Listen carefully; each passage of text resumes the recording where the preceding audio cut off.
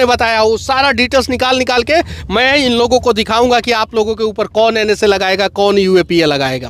भैया बिहार के लोगों ने, सच बात है कि आपके लिए लड़ाई लड़ी, चाहे वो तन से हो, इसके बाद मन से हो, या ग्राउंड पर उतर कर तमाम प्रकार की लड़ाई लड़ी। जेल में 9 महीना आप लगभग रहे हैं, तमिलनाडु रहे, इसके बाद बेऊर जेल में आपको शिफ्ट किया गया। तमिलनाडु की जेल में आपके साथ कैसा बर्ताव किया गया? उसके बारे में मैं बाद में बताऊंगा, ठीक है, अभी समय नहीं है, बस उसके बारे में मैं बाद में कुछ चीजों को जो है वो हाइड रहने दीजिए। एक सवाल है जिसका जवाब हम लोगों से अमूमन पूछा गया ये 2-4 दिन के अंदर कि क्या मनीष कश्यप जी जेल से निकलने के बाद माइक लेकर बिहार के लोगों की आवाज बुलंद करेंगे या राजनीति के माध्यम से अपना योगदान देकर राजनीति का उज्जवल भविष्य करेंगे? माइक कभी मैं नहीं छोड़ूंगा, बस इतना जान जाइए जी। माइक नहीं छोड़ूंगा, बस माइक लेकर ही लड़ाई लड़ी। माइक कभी मैं नहीं छोड़ूंगा। और मैंने जो सिविल इंजीनियरिंग की पढ़ाई की है जी, उसको भी मैं कभी नहीं भूलूंगा जी। बस इंफ्रास्ट्रक्चर को मजबूत करना है तो सिविल इंजीनियर की सख्त ज़रूरत होती है और मैंने सिविल इंजीनियरिंग किया है। और देश से भ्रष्टाचार को मिटाना है तो माइक की सख्त ज़रूरत है और मैं माइक उठा ही लिया हूँ और ये 2 चीज़ मैं कभी नहीं छोड़ने वाला हूँ। एक और आपका जो बड़ा बयान जेल जाने से पहले वायरल हुआ था कि हम 180 दिन के अंदर सत्ता परिवर्तित कर देंगे, सरकार गिरा देंगे, उसको लेकर भी लोगों के अंदर काफ़ी जो है मन में चल रहा है कि क्या उन चीज़ों के ऊपर कैसे बात होगी? देखिए आज पहला दिन है, आज इन सब चीज़ों पे मैं नहीं बात करना चाहता हूँ जी। बस इतना जानिए कि कंस, रावण और दुर्योधन का अत्याचार ज़्यादा दिन तक नहीं टिक पाया। ये तीनों द्वापर, त्रेता और सतयुग, ठीक है, ये तीनों जो है उसमें ख़त्म हुए।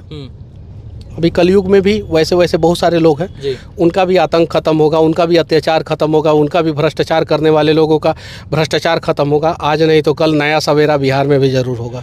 बिहार में फिर से जो है पूरे देश में लोकसभा चुनाव होने वाला है, 2025 में बिहार में विधानसभा चुनाव होने वाला है। आप मजदूर की बात करें, ये बात जग जाहिर है कि आप मजदूरों की बात करने के लिए तमिलनाडु में गए थे क्योंकि बिहार सबसे ज्यादा मजदूर सप्लाई वाला राज्य बन गया है। आप बिहार से बाहर जाकर मजदूरों की बात करें, क्या आपको लगता है कि इस चुनाव में मुख्य एजेंडा बिहार से जो है पलायन रोकना होगा और इसके बाद जो है चुनाव में बड़ी बड़ी पार्टियां बिहार में इंडस्ट्रियल हब की बात करेंगे? आपको लगता है इन तमाम विषयों पर बात करेंगे? बिहार में इस बार चुनाव में मजदूर एक अहम मुद्दा होगा और मजदूर के लिए सरकार को कुछ ना कुछ करना ही पड़ेगा। मजदूरों के आगे सरकार को झुकना ही पड़ेगा जी।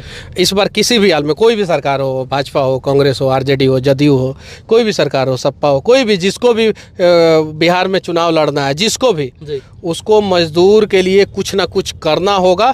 जिसको चुनाव जीतना है उसको मजदूर के लिए कुछ ना कुछ करना होगा। सिर्फ बात नहीं, जमीन पे कुछ ना कुछ करना होगा और मजदूर जो है इस बार चुनाव में अहम मुद्दा रहेगा। एक और बात की तमिलनाडु, इसके बाद चेन्नई, हैदराबाद, दिल्ली, मुंबई, हरियाणा, मध्य प्रदेश में तमाम जगह पर इंडस्ट्रियल हब है भैया। बिहार में इंडस्ट्रियल डेवलपमेंट क्यों नहीं हो रहा है? हम लोग बाद में बात करेंगे, धीरे धीरे सारी चीजों पे बातचीत करेंगे।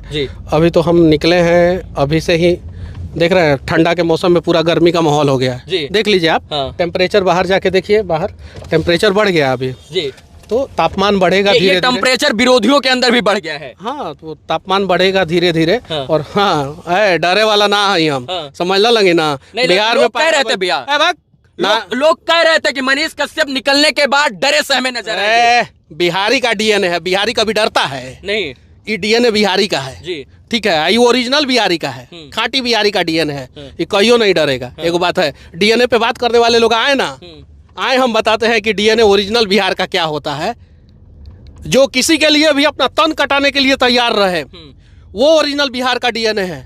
जो सीमा पे देश की सुरक्षा करे, वो ओरिजिनल बिहार का डीएनए है। वो ओरिजिनल बिहार का डीएनए हो ही नहीं सकता है जो बिहार में ही बिहार की कुर्सी पे फेविकॉल की तरह बैठ के और बिहार को ही दिमक की तरह चाट खाए, वो बिहारी डीएनए हो ही नहीं सकता है। और इस डीएनए को बदला जाएगा। अब जो लोग काम बदलना नहीं है, डीएनए को हम नहीं बदल सकते हैं। अब फॉल्टी डीएनए किसी का होगा तो उसको हम लोग क्या बदल सकते हैं? कुछ नहीं बदल सकते। बस हाँ, अच्छे लोग बिहार में आगे आए और जहां भी योगदान हो वो बिहार में योगदान करे, बस बात खत्म। आपका एक अंतिम सवाल, आप शुरू से अंत तक कहते थे मुझे इस देश की न्याय व्यवस्था, न्याय प्रणाली, कानून व्यवस्था और न्यायपालिका पर भरोसा है। आपको 9 महीना जेल से निकलने में लग गया, अभी भी भरोसा कायम है न्यायपालिका पर? क्यों नहीं कायम रहेगा?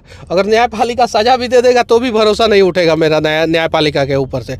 और सारिका बहारिया जज है, मुझे उनके बारे में नहीं बोलना चाहिए, लेकिन मैं बोल रहा हूँ एक उनके बारे में बात।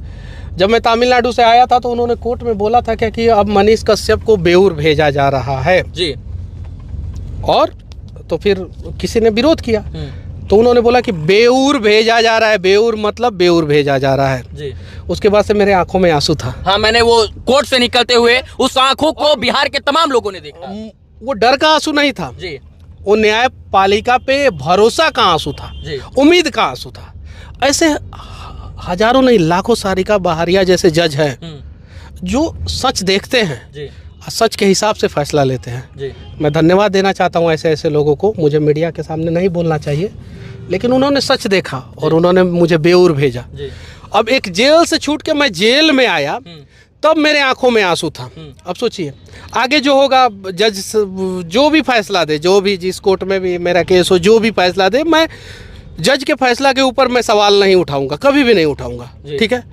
लेकिन इस नेताओं से तो नहीं डरूंगा, इन नेताओं से कभी नहीं डरूंगा। आपको नहीं लगता है कि आपको इतना दिन जेल में रहना और ये एनएसए जैसी धाराएं आपके ऊपर लग जाना, ये नेताओं की ही करतूत है? कहीं उनका भी हाथ हो सकता है? हाथ हो सकता है, उनका हाथ, पांव, टांग, आंख, नाक, मुंह, गर्दन, गला सब उन्हीं का है। तभी जाके मेरे ऊपर एनएसए लगा। मेरे ऊपर कोर्ट ने एनएसए नहीं लगाया था, कोर्ट ने तो एनएसए हटा दिया। सच बात है कि एनएसए जो है मद्रास हाई कोर्ट की मदुरई बेंच ने मनीष कश्यप जी के ऊपर जो एनएसए लगा था उसको क्वैश कर दिया। क्वैशिंग का मतलब खत्म कर दिया।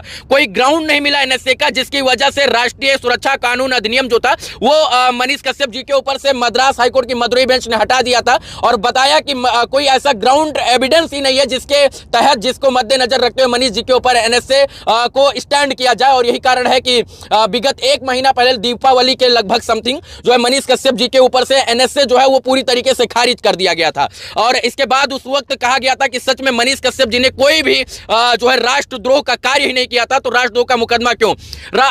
तमाम लोग हैं जो देश के विपरीत जाकर भी, देश को में लड़ाने का, दंगा फैलाने का, हिंदू मुस्लिम कराने का, हिंदू मुस्लिम को लड़ाने का के नाम पर जो है जातीय उन्माद फैलाते हैं, धार्मिक उन्माद फैलाते हैं, उनके ऊपर एनएसए नहीं लगता है। आप मजदूर की बात की, आपके ऊपर एनएसए लग गया। मैं जेल में था, मदुरई जेल में था मैं जी। टाइम्स ऑफ इंडिया में पढ़ता था, मैं बहुत सारा अखबार पढ़ता था, जितना भी इंग्लिश अखबार आता था, हिंदी तो आता नहीं था वहाँ पे, जितना भी इंग्लिश अखबार, the Hindu, times of India, Deccan Chronicle और भी बहुत सारा अखबार था, इंडियन एक्सप्रेस, ये सब पढ़ता था, तो बिहार का खबर देता था। उस बीच में बिहार में बहुत सारा दंगा हुआ, बेगूसराय में हुआ और भी बहुत सारे जगहों पे। उन लोगों के ऊपर एनएसए क्यों नहीं लगाया क्या, जो दंगा किए बिहार में?